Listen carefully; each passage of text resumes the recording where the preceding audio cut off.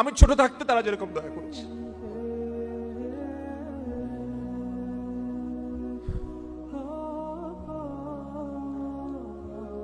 আমাদের বাবা মা বাচ্চাদের প্রতি কতটা মায়া করেন, যারা সন্তানের বাবা হয়েছেন তারা সবাই টের পান কি পান না? কিন্তু আমরা মরার পর কিছুদিন কান্নাকাটি করার পর এরপর বাবা মাকে ভুলে যাই। আমরা আমাদের জগতে ব্যস্ত হয়ে পড়ি। আমাদের বাবা মা কিন্তু তাদের জীবদ্দশা আমাদেরকে ভুলতেন না। শরীরের চামড়া দিয়ে যদি জুতা বানিয়ে দেওয়া হয়,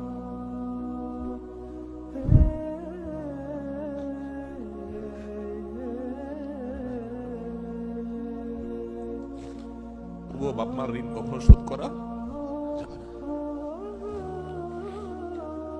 আমার চামড়া দিয়ে যদি আমার বাবা মাকে আমি জুতা বানিয়ে দিই, তবুও বাবা মার ঋণ শোধ করা যাবে না। আমার বাবা দুনিয়া থেকে চলে গেছেন, গভীর রাতে মাহফিল শেষ করে বাসায় যাই, হঠাৎ বাবার কথা মনে পড়ে, আর সাথে সাথে আল্লাহর সাথে কথা বলা শুরু করে দেয়। আল্লাহ, আমার আব্বা জান আজকে বেঁচে থাকলে কত আমল করার চেষ্টা করতেন, কোনোদিন দেখি নাই আমার আব্বা জান রহমতুল্লাহ আলাইহি জীবনে একটা দিনও দেখি নাই যে কোরআন তেলাওয়াত ছাড়া তার দিনটা কেটেছে, কোনোদিন দেখি নাই। কোরআন তেলাওয়াত কোনোদিন করতে পারেন নাই সারাদিন ব্যস্ততার কারণে। রাতে এসেছেন বাসায়, অস্থির হয়ে গেছে, আমার কোরআন তেলাওয়াতটা করতে হবে। আমল কখনো ছাড়েন নাই। আল্লাহ, আজকে আর তিনি এগুলো কিছুই করতে পারছেন না, তার আমলের দুয়ার বন্ধ হয়ে গেছে চিরতরে। মালিক, সন্তান হিসেবে বাবার জন্য দোয়া করছি, আপনি তাকে মাফ করে দেন, আপনি তার আমল নামায় সওয়াব যুক্ত করে দেন। হাত তোলাও জরুরি না ভাই, আপনি হাঁটতে হাঁটতে নিজের বাবা মার জন্য দোয়া করেন, করবেন তো ইনশাআল্লাহ। আমরা অনেকে বড় কুলাঙ্গার সন্তান হয়ে গেছে, আমাদের পূর্বপুরুষদের জন্য আমরা দোয়া করি না, যাদের মাধ্যমে আমরা দুনিয়াতে আসছি তাদের জন্য দোয়া করি না। ওই যে আপনার রেডিমেড দোয়া, বছরে একবার, 6 মাসে একবার, 40 3 দিনা 7 দিনা, বিভিন্ন নামে বেনামে হুজুরদেরকে টাকা দিয়ে দিলাম 10,000, হুজুর আপনারা খেয়ে নিয়েন, এতিম বাচ্চাদের খাওয়াই দিয়েন, ঠিক আছে, ওটা তো সবের কাজ, দেন, অসুবিধা নাই। কিন্তু ওইটাই শুধু করলাম আর নিজে একটাবার দোয়া করলাম না, এর চাইতে বড় অবিচার আর কিচ্ছু হতে পারে না। অতএব আমাদের আত্মীয় স্বজন মৃত মানুষগুলোর জন্য দোয়া করবো তো ইনশাআল্লাহ। আল্লাহ আমাদের সবাইকে তৌফিক দান করুন। আল্লাহ তাআলা মা বাবার জন্য আলাদা ফরম্যাটে দোয়া শিখাইছেন, আমরা সবাই জানি সেটা, রব্বির হামহুমা। আহা, এই দোয়াটার অর্থটা কি ভাই একটু খেয়াল করেন। কত মায়ার কথা। রব্বির হামহুমা, হে আমার রব, আমার মা আমার বাবা যে চলে গেছেন তাদের প্রতি আপনি একটু রহম করিয়েন আল্লাহ, আপনি একটু দয়া করিয়েন আল্লাহ। কিরকম দয়া? আমি ছোট থাকতে তারা যেরকম দয়া করেছে।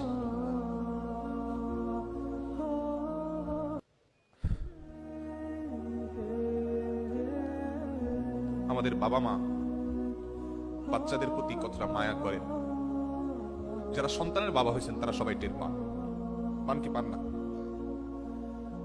কিন্তু আমরা মরার পর কিছুদিন কান্নাকাটি করার পর এরপর বাবা মাকে ভুলে যাই।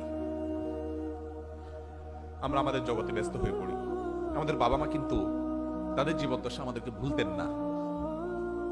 গভীর রাতে একটু আওয়াজ দিয়েছি, ঘুম পাগল মা, ঘুম কাতুরে মা, যে মা তার কানের কাছে চিৎকার করলেও ঘুম ভাঙে না, সে মাটা নিজের বাচ্চার একটু আওয়াজ শুনে সাথে সাথে ঘুম ভেঙে যায়।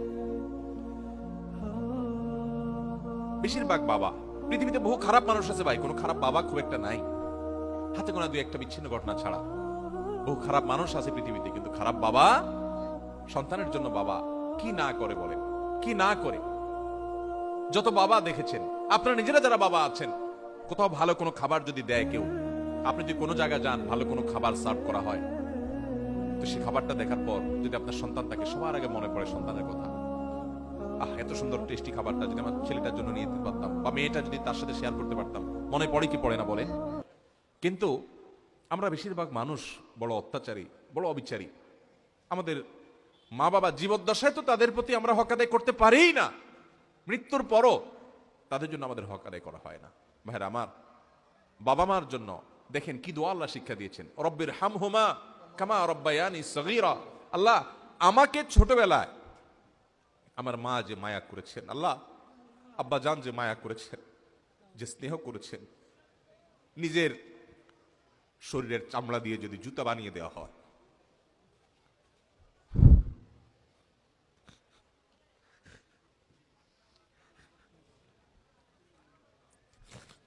তবুও বাপ মার ঋণ কখনো শোধ করা যাবে না। আমার চামড়া দিয়ে যদি আমার বাবা মাকে আমি জুতা বানিয়ে দেই, তবুও বাবা মার ঋণ শোধ করা যাবে না। মসজিদে হারামে এক ব্যক্তি তার মাকে কাঁধে নিয়ে হজের মতো কঠিন কষ্টসাধ্য কাজ, একাই চলা যায় না হজে, কোথায় আরাফাত, কোথায় মিনা, কোথায় মুজদালিফা, কোথায় মক্কা, তওয়াফ, সাই, জমারাতে পাথর মারা, একই দিনে এত কাজ, মাইলকে মাইল হাঁটা, লক্ষ লক্ষ মানুষের ভিড় ঠেলে কঠিন কাজ। এর মধ্যে এক ব্যক্তি নিজের মাকে পিঠের উপরে, কাঁধের উপর তুলে তিনি তওয়াফ করছেন। এক সাহাবীকে দেখে বলছেন, আমি আমার মায়ের হক নিশ্চয় আদায় করেছি। মানে তার মধ্যে আত্মতৃপ্তি আসছে যে এত কষ্ট যে মার জন্য করছি, মা আমাকে দুধ পান করিয়েছেন, গর্ভে ধারণ করেছেন, তো এই কষ্টের মাধ্যমে তো তার ঋণ অন্তত শোধ হয়েছে। ওই সাহাবী বললেন, না, হয় নাই, এটা সম্ভব না যে তুমি মার ঋণকে এভাবে তুমি কাঁধে নিয়ে 2, 4, 5 দিন 10 দিন কষ্ট করলে আর তার ঋণ শোধ হয়ে যাবে, সম্ভব না। আব্দুল ইবনে আব্বাস রাদিয়াল্লাহু তাআলা আনহু বলেছেন যে তুমি বাবার সামনে এরকম জামা ঝাড়া দিয়েছো যা ধুলা পরিষ্কারের জন্য, সামনে তোমার বাবা বসা ছিলেন, তুমি বেয়াদব। কারণ পৃথিবীর আল্লাহ রসুলের পর সবচেয়ে বেশি তোমার শ্রদ্ধা পাওয়ার উপযুক্ত তোমার মা এবং বাবা। আমরা বেশিরভাগ মানুষ মা বাবার কদর করি না। আপনি যত পাষাণ হন, আপনার বাবা আপনার কাছে যত, তার অনেক কাজে হয়তো আপনি অসন্তুষ্ট হন, তিনি হয়তো কিছু ভুলভাল করেন, তিনি হয়তো কিছু উল্টাপাল্টাও করেন, আপনার কষ্ট হয়।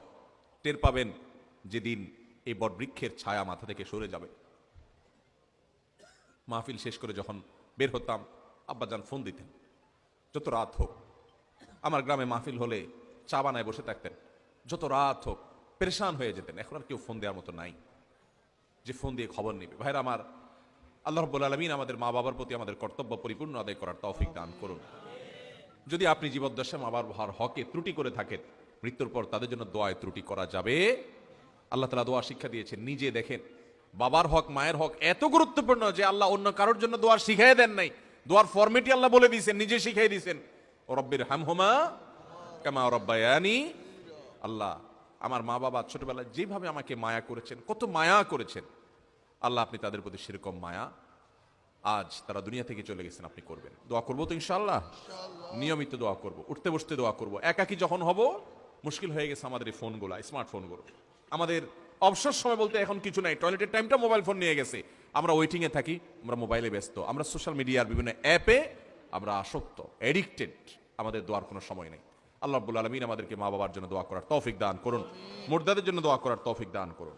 তাহলে যেটা বলছিলাম, মানুষের মৃত্যুর পর মৃত মানুষের জন্য জীবিতরা সবচেয়ে বেশি যে করণীয়টা তাদের, সেটা হল দোয়া।